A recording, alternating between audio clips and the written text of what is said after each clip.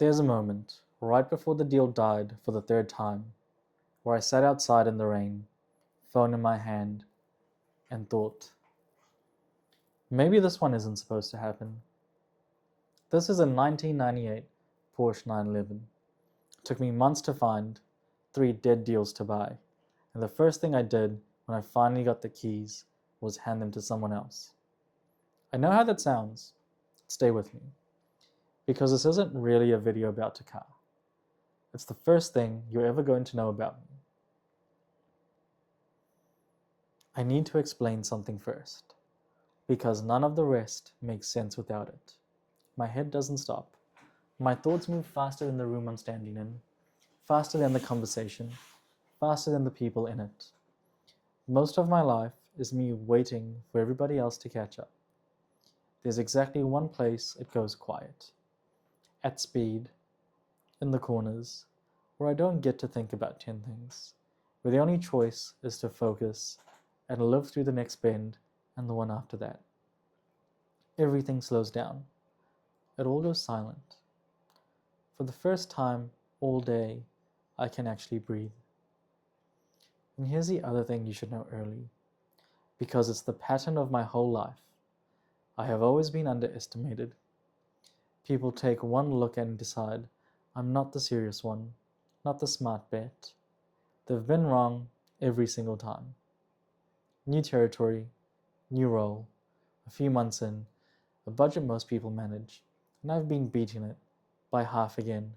Month after month, nobody saw that coming either. I don't need them to see it coming. I just need to be right. To understand the car, you have to understand a shuttle. We came to New Zealand as immigrants, 1 income, 4 of us in a 2-bedroom unit. I shared a room with my brother. Beds we got for $10 from a neighbor, meals eaten on the floor because all we had were white plastic chairs.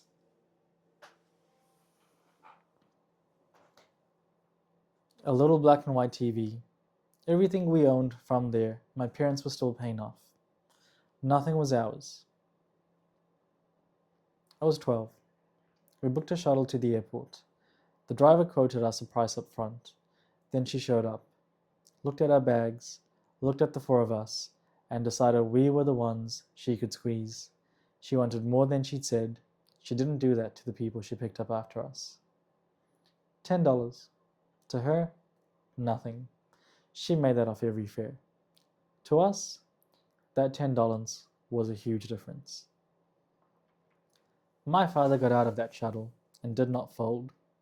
He made sure she knew our situation. He made sure she knew she'd given her word on a price, and that it was her job to hold to it, not ours to quietly pay more because she'd asked. I sat in the back and did the maths, and something got decided in me right there. I was never going to be the person who let someone move the line on him and just pay the difference to keep the peace. That's my father in me. The fire. Right is right, wrong is wrong, at any size. He'd fight over a parking charge in principle alone, because the size was never the point. My mother gave me the other half. She taught me that being the bigger person isn't about swallowing it, it's about choice. That some things are beneath your time, that most of what people do to you won't matter in 5 years, and you're allowed to walk away and not carry it. Put those two together, and you get the only sentence you really need to know about me. I choose my hills, carefully, and then I do not move. A standard isn't something you say, it's something you keep when it costs you. When nobody's watching, and the only person who'd ever know you folded is you. So here's a recent one. I'll keep it plain.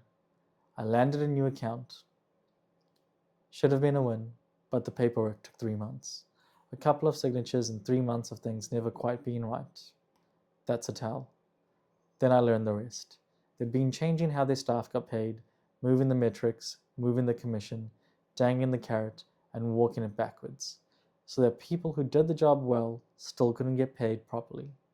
One of those staff is a friend of mine, and one of my own customers turned out to be their supplier. Unpaid, thousands owned, maybe never coming. Our product would have sat in that building where anyone could see it, everyone would have known we backed them. So I killed the deal I'd built with my own hands, walked away from the money, because being seen to support people who treat their staff and their suppliers like that is being those people, and I helped my friend find a way out instead. Nobody moves the goalposts on the people I care about and gets to keep my product on their wall. Same crime as a shuttle driver moving a price. 20 years later, I still can't stand on the wrong side of it. That's what you should expect from this channel. Not the loud version. This one. The quiet one.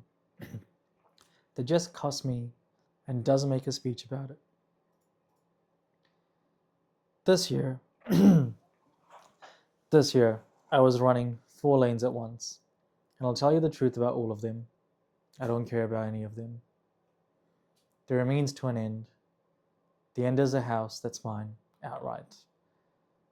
A wife I can propose to, knowing that when she carries our kids, she never has to feel a single second of the money fear I watch my parents carry.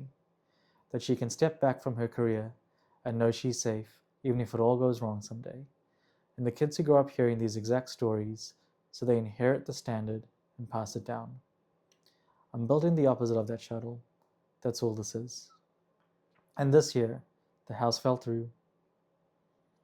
Here's the part that isn't bad luck. You only get one first home withdrawal in this country. One. I'd already spent mine years ago, helping my parents buy theirs.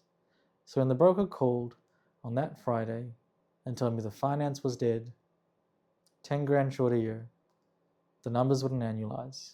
That wasn't the universe being cruel to me. That was the bill, arriving late, for a gift I'd already given them. I gave my parents a front door instead of my own, and now I was standing there without one. Again, because of it. Most people, at that point, wait, regroup, play it safe for a year. I made a different call. If I couldn't have the house, I needed a car anyway. I can't use the company vehicle to build something on the side, and building something on the side was the plan. If I was buying a car, I was buying the one I'd wanted the longest. No compromises. Because every compromise is just you telling yourself who you actually are. The 996, the unloved one, the wrong one, the water-cooled heresy, the purists spent 20 years dismissing, the dismissed underdog that punishes you if you don't respect it, that doesn't flatter you, that demands you get better to deserve it. I didn't want a car that told me I'd made it. I wanted one that told me to level up. The first 996 looked perfect. Then I read the fine print. Stolen, written off, re-VIN'd. Its identity legally erased and reissued. People once broke into my father's work van and took the tools he'd bled to pay for. I am physically incapable of standing on the buyer's side of a theft. I walked before I finished the listing. Then the finance died. The lender capped vehicle finance at 20 years old. Every 996 ever built instantly outside the window. The car I chose on principle was, on paper, unbuyable. I didn't change the goal, I changed the path. Different lenders, different structures, days of calls, approved. The obstacle was never a wall, it was a filter. It's there to remove the people who wanted it less. And then, at the finish line, the deal died again. The modifications I loved might need certifications. I read the regulations myself, line by line, asked independent certifiers. They all said required, insurance said required. So I pulled the plug, publicly. To everyone I told, done. Because a principle isn't a principle if it only holds when it's convenient. I was not going to buy a compliance problem, no matter how badly I wanted the car sitting on top of it. And then the situation changed. The question resolved, no cert required. Every obstacle behaved the same way. It stood there looking permanent, right up until I proved I was willing to walk away. The car came to me, the moment I stopped needing it to. The day I got the keys, I gave one to my parents and kept one for myself. The car lives at their place. There are practical reasons, but those aren't the real one. The real one is this. I keep buying my parents the things they spent my childhood going without. First a house, now this. And I'll go without myself to do it because I've watched them go without my whole life, and I have the means to reverse it, one gift at a time. My father used to have the best of everything. The tech, the cars, the projects. Half of who I am was built in a garage next to him. Wiring things, fixing things, the hours that make up everything between a father and a son. I don't emote as much. You've probably noticed. But I watched my father see this car, get in it, start it, and climb back out, grinning like a kid. And I want him to wear that exact smile every time he takes my mother to the beach, to the shops, wherever they go. I want them to make the best memories of their lives in that car. So that when it's my turn with my partner and our kids, she keeps it and it gets passed down. And my children inherit every mile of it, the memories and the standard. The car was never the point. It's just where you can see it. So that's the introduction. This isn't a car challenge. It's a record of a standard, kept out loud on purpose, for the kids who don't exist yet, and for you, if you want to know what one looks like. Over the next year, you'll watch this car become something else. I have plans for the exhaust, the aero, the suspension, and maybe even a manual conversion.